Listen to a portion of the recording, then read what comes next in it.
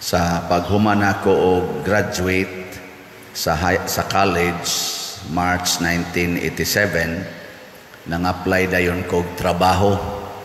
Nya ang una na kong gipang-applyan mao ang mga kompanya nga nakagusto kayo ko, sama sa San Miguel Corporation, apply sa PLDT, apply ko sa Atlas Mining, diin pa to General Milling. Daghan ko gipang-applyan nga gusto nako, pero wa gi usang nitawag nako. Hangtod dito nasagko sa ako mga secondary nga mga applyanan. Hangtod wa man ginitawag ug ngano sa kang wa ginitawag nako, wa gitingip ka pasal silang standard. Nagpataka na lang kog pang-apply bisag asa madawat. Imbis nga accounting ko, akong kurso accounting, nadawat ko pagka department head sa maintenance, labi na sa janitorial works diha sa katong Fairmart Cebu. Nang dito ko dakaton pagsigig map niya gamit anang paliser kay mutabang sa kos mga janitor. Wa muhaom sa akong kurso nga nahuman. So kining pagka-laborer, ang pagka-mamumuo, ang pagkatrabahante, haom-haom sad ni sa atong kaning abilidad o sa atong gitawag og skills. Si Kristo niingon siya, daghan kayong anihon, jutay ra ang mga ngani. The harvest is great, the laborers are few. Nang ingon siya, pagampo mo nga magpadala ang tag-iya sa anihon og daghan pang mga ngani kay masayang ning anihonon. Pero doon na gihapon siya ay qualifications. Sa inyong paminaw, kamurong nanimba dinhi o kamong naas online, makapasar ka mo sa qualifications ni Kristo para makatrabaho mo sa iyang business. Iyang business, the business of saving souls, kanang pagluwas og mga kalag, kapasar ka mo. Kinsa dinhi ang naghuna-huna nga pasar ko pa der, madawat gyud ko ana nga maong trabaho ta sa kamot. Wade mo ayo di ay. Wade mo mag huna-huna nga mo trabaho kuyog sa Ginoo. Sige, hatagan ta mo unsa may basic qualifications. Ang una, kinahanglan gyud nga andam magantos. Kanang nahigugmas pagantos. Kay matod pa ni Kristo, ako mong gipadala sa mga karniro taliwala sa mga lobo. Unsa man ang mga lobo, mukaon nagkarniro, paako na nila, kanon. Unyag ika mo'y karnero. Di, sa to pasakit kayo ka na, inigpaak palang daan, na, sakit na, labaw na yung kunis-kunison ka. Diba doon ay panahon nga kita muratag ipaak, labi nagmaritison ta, kanasang i-reject or i-persecute, awa na, mura na kagikunis-kunis niya, imong mga kaliwat, muunay libak nimo, daot nimo, muaway nimo, mura jud kagikunis-kunis. Nya, sugot mo na, dili. O dili, di ka mahimong laborer ni Kristo. Lingay mong tupad. Sugot ka na. Kunis-kunison. Sugot ka. Nya, moingon gani siya, sugot ko. Congrats. Trabahante na ka sa Ginoo. Nya, ang sunod nga qualification, pero dili ni mo'y tanan. Kuan lang ni siya ba? Pipila lang. Basic, kinahanglan magpuyo nga kabos. Kana yung gitawag na to literally poor. Kaya nga naman, matod pang Kristo, ay mo pagdag kwarta, ay mo pagdag pagkaon, ayaw mo pagdag ilisan. Ana, why sandalyas? Sunan ka ana? Aw magsandalyas pero why extra nga shirt?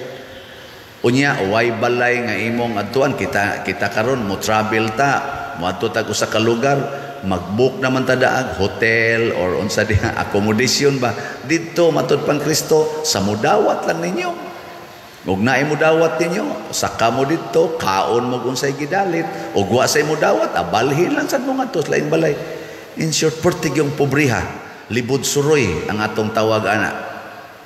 Why kaadtuan, why kasiguruan, why siguro nga makakaon, why siguro nga makahigda og balay, why siguro nga dawaton. Saman, nahigugma mo anang klasiha sa kinabuhi. Doy. Wa na. Oy, di mo mahimong liburer mo na San Vicente Ferrer, lakaw-lakaw, sila San Roque, tanan mga santos nga atong gideclare nagpuyo gyud sa gitawag. Wa lang sila mo puyo tungod kay napugos, nahigugma gyud kakabos, naningkamot yung mahimong kabos sama ni kaning kuan kaning Bishop Chopilo Kamomot na karon Venerable Chopilo Kamomot. Iyang ipanghatag ang iyang mga kwarta nga kolektas bahan, labi na obispo dagko mutong stipend kaning pare ginagmay ra man ning amo, ipanghatag niya hastang iyang singsing nindot nga singsing sa obispo kanang ilang kuan unsa nga na episcopal ring, iyang iprinda sa kaning kuan mga pawn shop kay aron ang iyang proceeds ipanghatag ngadto sa mga kabos. Ana, nahigugma, naningkamot yun ba nga mahimong kabos, magsigig higugma na mga kawatan kanang mga mangingilad. Iyan na sige hatag niya. Ibaw ka na mga mangingilad nga di man na muhonong magsige ra maginagi og pangilad. Yan saman mapuyo mo anang kinabuhi. Gihapon pila ra man sakto gid ingos Kristo, no? The laborer are few, or laborers are few, the harvest is great. Ang ikatulo nga qualification nga nahigugmang mualagad sa tanan, kana yung tanang tao gid ba alagaran nya unsaon pag-alagad matud pang Kristo. Ayuha ang mga masakiton, wa man sa mingon ayuha ang masakiton basta Diyos nun. Tanan yun masakiton, mga giyawaan, tanan alagaran, mga kana mga tao nga hasta ganing patay, ang patay buhion. Pasabot gamito nato ang gahom sa Ginoo sa pag-alagad sa atong isig katao.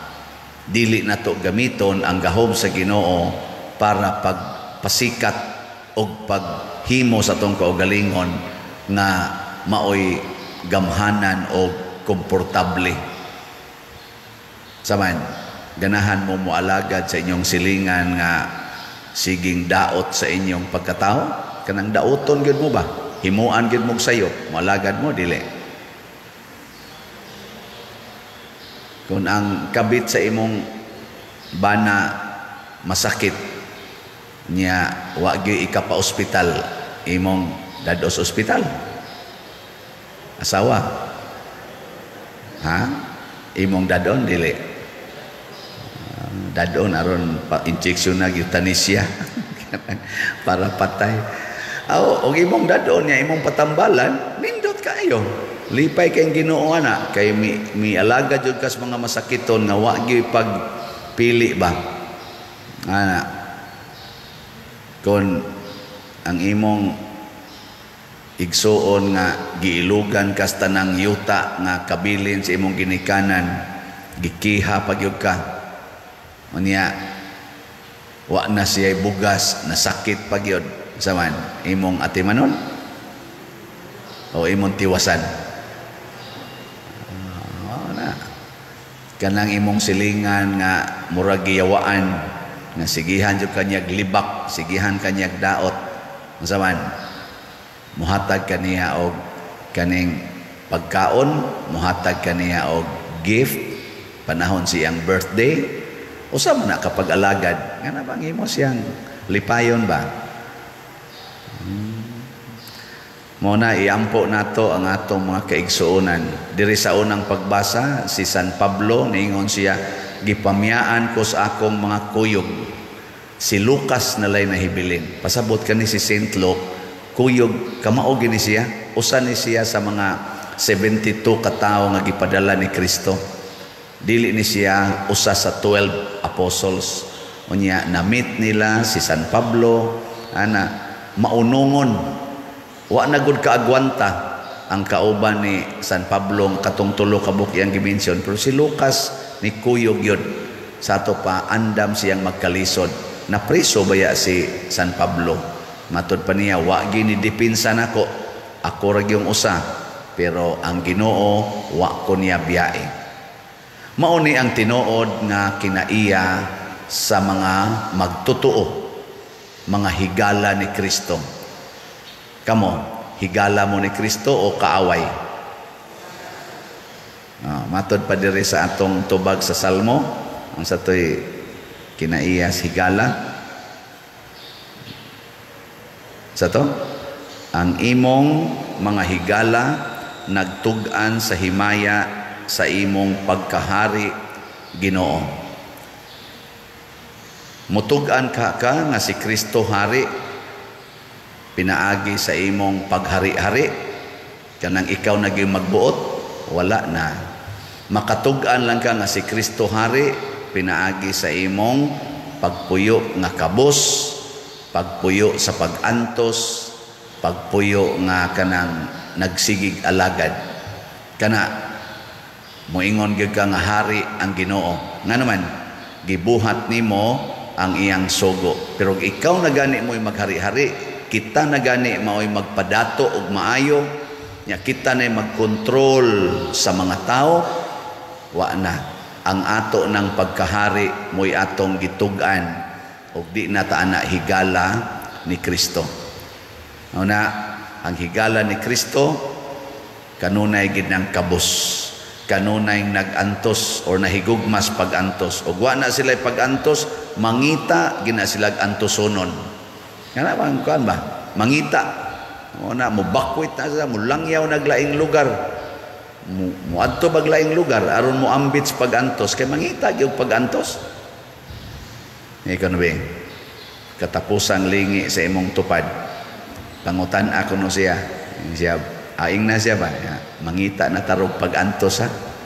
Ina kano. Musanong ba? Ina sugod karon mangita na tag pagantos.